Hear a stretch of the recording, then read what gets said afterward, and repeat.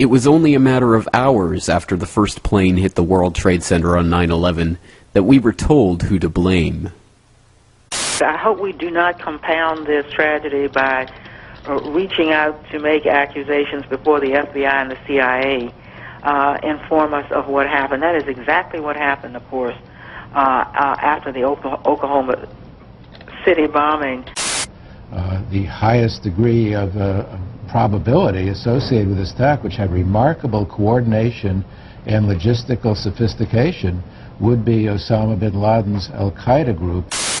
In the studio. Oh, there we go. Ken is an international terrorism expert. Ken, good morning to you. Good afternoon to you, excuse me. How are you, Matt? I'm fine, thank you. When you hear the U.S. officials saying they are already looking in the direction of Osama bin Laden, do you think they're looking in the right place? I think so. Matt, I mean, the sophistication of this attack, the fact that it was elaborately planned. You know, senior U.S. intelligence officials, or one senior U.S. intelligence official, says now that the U.S. is 90% certain that bin Laden was responsible for today's attack. Would you concur with that conclusion? I think that's a very good possibility. You have to look at who has the organization and who has the capability to do something like this. And of course, bin Laden's Al-Qaeda organization has to be right at the top of the list. Right now, suspicion focuses on Osama bin Laden, but first things first. The FBI is combing the wreckage for evidence, and all U.S. military bases and embassies are at the highest state of alert. Now, we are told from sources earlier today that senior administration officials told key members of Congress that they are, quote, certain, based on the evidence they have gathered so far, confident, I'm sorry, not certain, confident, based on the evidence gathered so far, that people and organizations associated with Osama bin Laden are responsible for this. But coming out of the National Security meeting tonight, I was told by a senior administration official they do not want to jump to conclusions here. The administration will say nothing publicly about that. This official saying, quote, we're going to take a little time to sort this out. So the president being briefed. Many of us in the Western world knew little or nothing about Osama bin Laden and his shadowy Al-Qaeda terrorist network before watching the tragedy of September 11th, 2001 unfold in real time on our television screens. Some had heard bin Laden's name before in connection with the financing of high-profile terrorist incidents, like the 1998 U.S. Embassy bombings in Africa, or the bombing of the USS Cole in 2000. But a more detailed understanding of this man, his background, and the network of Islamist jihadists we are told he is directing, remains largely the purview of South Asian scholars, counterterrorism experts, and government officials. Understandably, in the days and weeks following those horrific events, a traumatized public turned to these experts to make sense of what they had just witnessed. Very soon, a narrative began to emerge, one that seemed to explain what had happened and what it meant for the future of a world that, we were told, had changed forever. Tell us a bit about Osama bin Laden, what sort of resources and manpower and money he's got and what he's trying to achieve. What is Osama bin Laden? Is he a politician? Is he a warrior? Is he a preacher? A little of all? A little of all, I think, sir. He's a millionaire Saudi businessman believed to be living in exile in Afghanistan. He controls and finances Al-Qaeda, an umbrella network of Islamic militants. He is a very soft-spoken man, a man of eloquence. And he's vowed to destroy the United States. His network supports terrorists in Afghanistan, Bosnia, Chechnya, Somalia, Yemen, and Kosovo.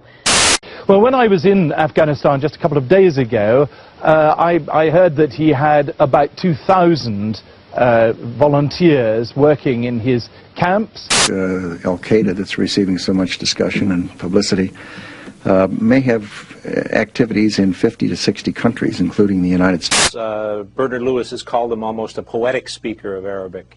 U.S. officials link bin Laden to numerous terrorist attacks, including the U.S. Embassy bombings in East Africa 3 years ago. Last year's bombing of the USS Cole in Yemen. One of the Millennium bombing plots. The last attack on the World Trade Center 8 years ago. not a flamboyant individual, an individual who defers to his elders and to religious scholars. Osama bin Laden is a name that we have been hearing all day long as an individual who may, and we emphasize may, be responsible for these terrorist acts. They now believe that bin Laden was responsible. He's probably far away in the mountains now. He's got his own communication system, which the Americans can't apparently chip into in any sense. There was constant discussion about him hiding out in caves, and I think many times the American people have a perception that it's a little hole dug out of a side of a mountain. Oh, no. This is it. This is a fortress. The tall, thin bin Laden's goal, in his own words, is to unite all Muslims and establish a government which follows Islamic law. Yes. A complex, multi-tiered, bedrooms and offices on the top, as you can see. Secret exits on the side and on the bottom. He's a very, very significant figure in Islamic politics, certainly, and in world politics. It's a very sophisticated operation. Oh, you bet. This is serious business. And there's not one of those. There are many of those. He's clearly someone... What we must remember, though, is that this story, this understanding of our world, which was largely constructed for us in those first chaotic hours after the attacks, and which has remained largely unchanged to this day, only appears monolithic and unchallenged because it has been presented to us in a carefully constructed series of soundbites and interviews with official sources. The events of 9/11, like all major events in our 24/7 network news world, have become a mediated experience. We have been told how to understand these events by the same editors, executives, and media moguls that so obviously failed in their duties in the run-up to the war in Iraq. The truth is that the story of Al-Qaeda is much more complex than we have been led to believe. That Osama bin Laden is at best the dupe of Western intelligence forces and likely their collaborator. That he may in fact have died shortly after 9/11. And that his all-pervasive Al-Qaeda organization, with its alleged link to seemingly every terrorist incident in the world today, is in fact a media creation, a childlike simplification of a complex web of organizations led and populated by double agents and fictitious characters. The truth is that Al-Qaeda, as we have been led to understand it, does not exist. This documentary is the story of those pieces of information that call into question and ultimately destroy the Al-Qaeda myth. After all, for anyone who still believes that the government could tell no lie about a subject as important as this, we should remember that not even the Bush administration blames Osama bin Laden for the attacks of 9/11. So we've never made the case or argued the case that somehow Osama bin Laden was directly involved in 9/11. That evidence has never been forthcoming.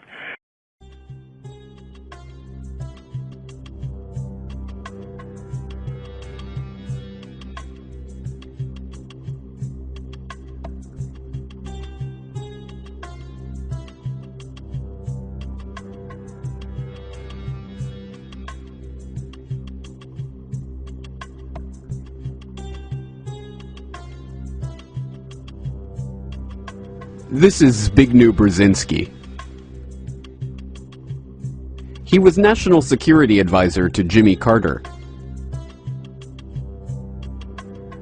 He is currently a top foreign policy advisor to Barack Obama. He has proven to be an outstanding friend and somebody who I've learned an immense amount from. And in 1979, he supervised a covert American intelligence operation to fund and train the Afghan Mujahideen that would form the base of Al-Qaeda. U.S. National Security Advisor Brzezinski flew to Pakistan to set about rallying resistance. He wanted to arm the Mujahideen without revealing America's role. On the Afghan border near the Khyber Pass, he urged the soldiers of God to redouble their efforts. We know of their deep belief in God, and we are confident that their struggle will succeed.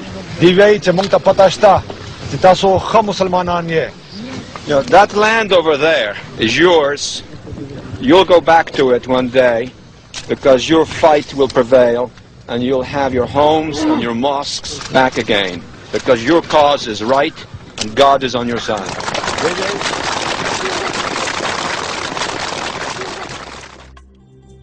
The CIA involvement with the Afghan Mujahideen, including an estimated $3 to $20 billion of American taxpayer money that was spent by the U.S. to train and equip them, has been known and acknowledged for years. The operation was part of a Cold War gambit to bog down the Red Army in what was to become the Soviet Union's own Vietnam. An unending struggle to occupy a country against a determined, and, thanks to the CIA, well-funded and trained guerrilla resistance. We must recognize the strategic importance of Afghanistan to stability and peace.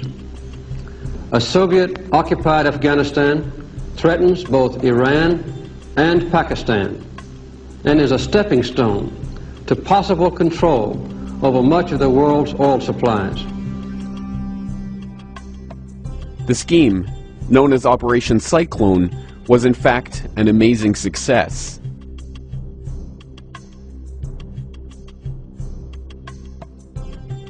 The years of guerrilla fighting and thousands of deaths demoralized the Red Army, drained the resources of an already overstrained CCCP, and emboldened citizens in other Soviet satellites to throw off the yoke of communist repression. The Red Army retreated from Afghanistan in 1989, and the Soviet Union fell shortly thereafter. What is hardly ever acknowledged, however, is that the CIA involvement with the Mujahideen did not start after the Soviets entered Afghanistan, but before the invasion took place. This startling admission came directly from Brzezinski himself, who stated in a 1998 interview with a French periodical, "According to the official version of history, CIA aid to the Mujahideen began during 1980, that is to say, after the Soviet Army invaded Afghanistan, 24th of December 1979. But the reality, secretly guarded until now, is completely otherwise. Indeed, it was July 3rd, 1979, that President Carter signed the first directive for secret aid to the opponents of the pro-Soviet regime in Kabul.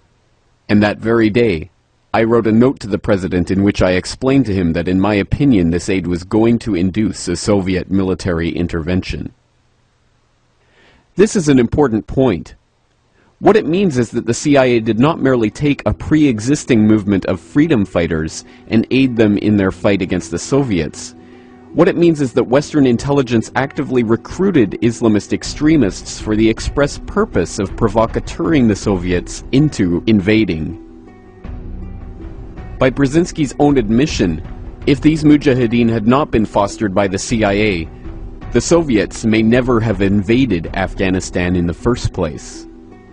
In a very real sense, then, Brzezinski and the US government fostered an extremist element of militant Islamists and helped form them into an effective fighting force.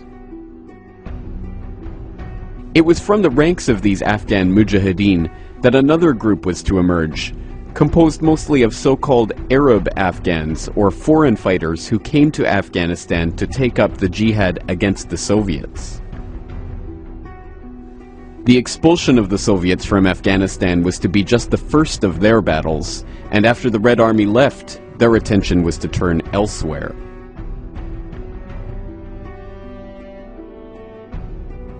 Of course, the geopolitics of the era required that the US not be directly implicated in funding and trading the Mujahideen. Domestically, Americans would have been outraged had they been aware that they were footing the bill for training and equipping Islamic militants. And internationally, if the Soviets knew the extent of the CIA involvement in the region, it could have brought the two superpowers to the brink of World War III. Consequently, the training, arming, and funding of the Mujahideen was run through a series of fronts and compartmentalized so that not even those supposedly directing the operation knew its full extent. The official story is that U.S. funding, arms, and training went exclusively to the Afghanis, with the money for the foreign jihadists, or so-called Arab Afghans from which Al-Qaeda would spring, coming from the Saudis. The facts on the ground, however, tell a very different story. Within this group of Arab Afghans was an even smaller group centered around Osama bin Laden, a Saudi-born heir to the bin Laden family construction fortune. In Afghanistan in the late 1980s, his group consisted of about a dozen people. This group was known as Al-Qaeda, or so we are led to believe. Bin Laden himself claimed in his last authenticated interview in late 2001 that the name came from Abu Ubaidah al-Banashiri, one of his accomplices in establishing the training camps in Afghanistan. Strange then that 4 years later, after the 7/7 bombings in London in 2005, Robin Cook, the former leader of the House of Parliament in the UK, would write an article for the London Guardian in which he claimed Al-Qaeda, in English the base, literally referred to the database of mujahideen who were being handled by the CIA in Afghanistan. Some researchers have even noted that Al-Qaeda is a slang term for the toilet in Arabic, hardly a name for a shadowy global terrorist organization. Regardless of how the group got its name, the fact is that this small group of militants were nurtured with the Afghan mujahideen by the CIA at the behest of Zbigniew Brzezinski. There is evidence of direct U.S. involvement with Osama bin Laden and the hardline Arab militants in all three areas of Operation Cyclone, including funding, training, and arming the Arab Afghans. The startling truth, according to the sworn testimony of Michael Springman, an official at the Jeddah consulate during this period, is that not only was the CIA providing training to bin Laden and his operatives, but that bin Laden was, in fact, a CIA asset, and the agency was rubber-stamping visas for his operatives to go to the U.S. for training. And I had been told that this was a visa scam, and it certainly seemed that way to me. I was told, look who needs the money. And the price supposedly for these visas was $2,500. And it was, the king's barber's servant to get a visa. Freres was seen filling out visa applications for people in the consulate. It was just absolutely incomprehensible to me. And people I talked to who had been there really didn't want to say much more about it. And it wasn't until I was out of the Foreign Service, when my appointment had been terminated for unspecified reasons, that I learned from three good sources. Joe Trento, the journalist, a fellow attached to a university in Washington, D.C., and a guy with expert knowledge on the Middle East who had worked for a government agency. They said, it's very simple. The CIA and its asset Osama bin Laden were recruiting terrorists for the Afghan war. They were sending them to the United States for training, for rewards, for whatever purpose, and then sending them on to Afghanistan. And most likely, the problems they had with the liquor at the consulate, large amounts of it disappearing, it being sold at very high markups, and so forth, was being used to fund this.